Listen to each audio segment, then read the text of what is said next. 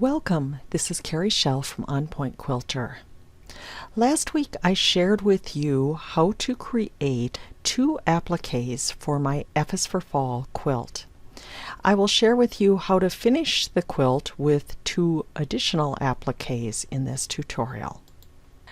I have opened my F is for Fall applique project and I will view the project sketchbook.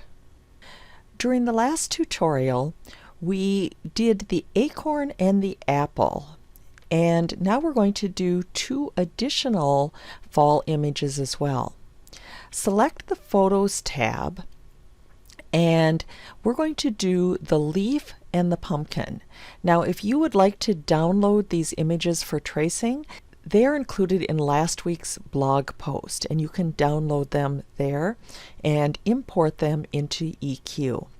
We're going to start by selecting the pumpkin and select Edit to Block Worktable and then say OK. Select Drawing Tools and select a new block, Applique Motif.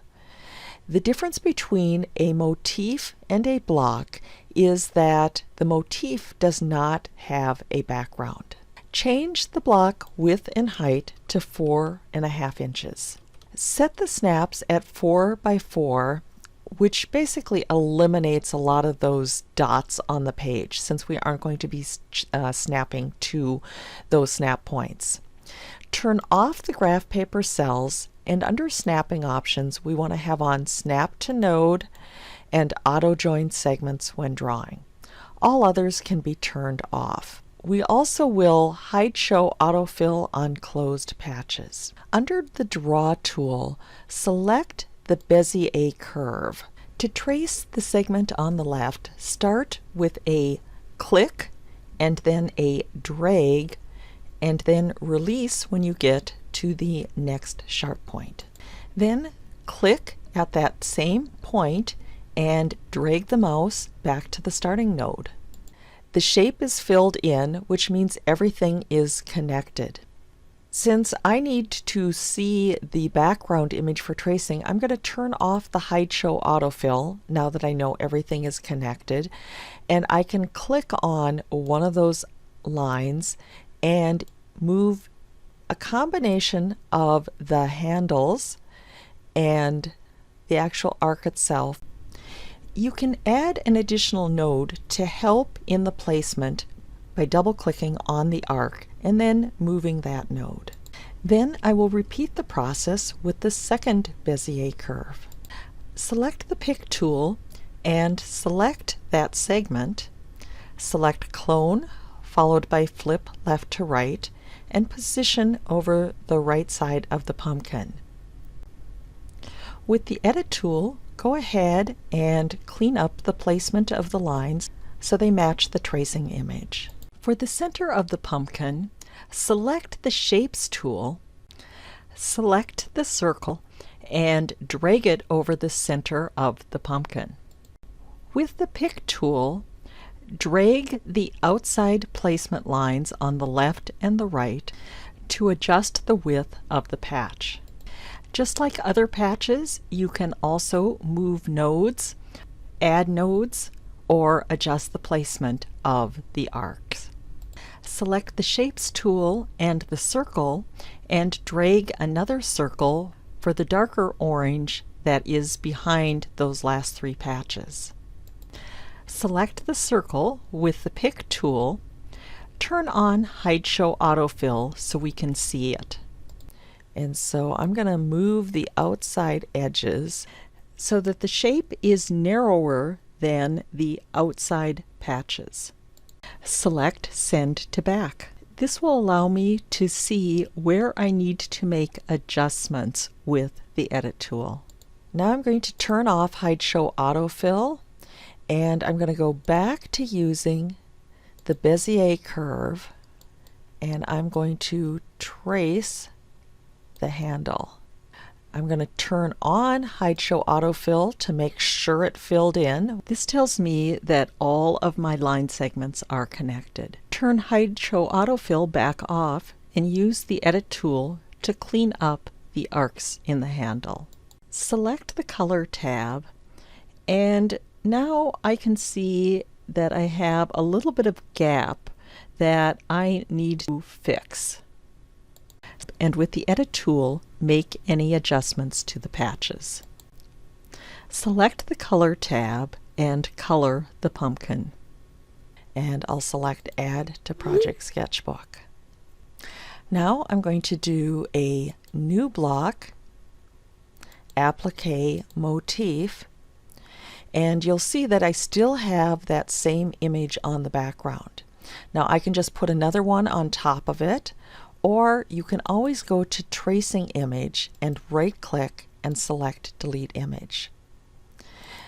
View the project sketchbook, and now let's take the leaf and select Edit to Block Worktable.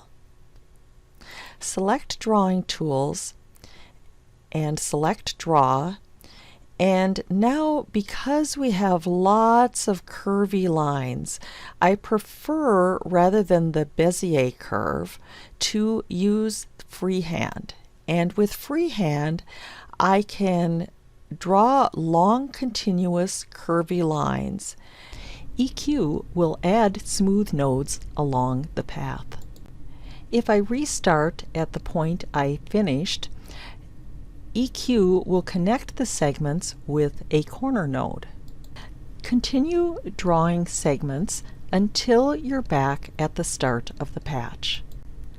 With the Edit tool, adjust the segments so that the lines match the tracing image. Most of the nodes created using the Freehand tool are smooth nodes. The connecting nodes for my segments are corner nodes, but I can change it to a smooth node by clicking on the node and clicking on Smooth. I have found that corner nodes are great for sharp points.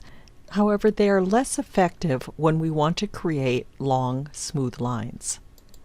With the Edit tool, I'll continue to clean up the line segments to match the tracing image.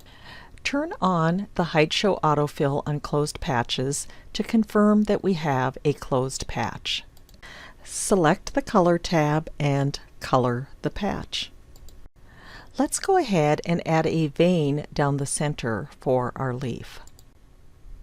Select the Draw tab and select the Draw tool followed by the brush stroke, and draw the center line for the vein. Change the end caps to round. Use the Edit tool if you want to adjust the center of the brush stroke. Select the Color tab and color the vein, and then select Add to Project Sketchbook. View the project sketchbook, and on the Quilts tab, take the quilt that was created during the last session and select Edit. Select Layer 2. Under Set Block, select Motifs, drag the leaf block on the quilt. Select it with the Adjust tool and fine-tune the placement. Under Set Block, select the pumpkin and drag that on the quilt as well, and fix the placement with the Adjust tool. Note that the size of my motifs is 4 inches. That is of the block, and so the actual motif itself is going to be smaller. Select Hide Show Quilt Patch Lines, and then select Add to Project Sketchbook. Thanks so much for watching. For additional tips and techniques, please subscribe to my weekly newsletter at www.onpointquilter.com. Also, in the related blog post, check out my finished quilt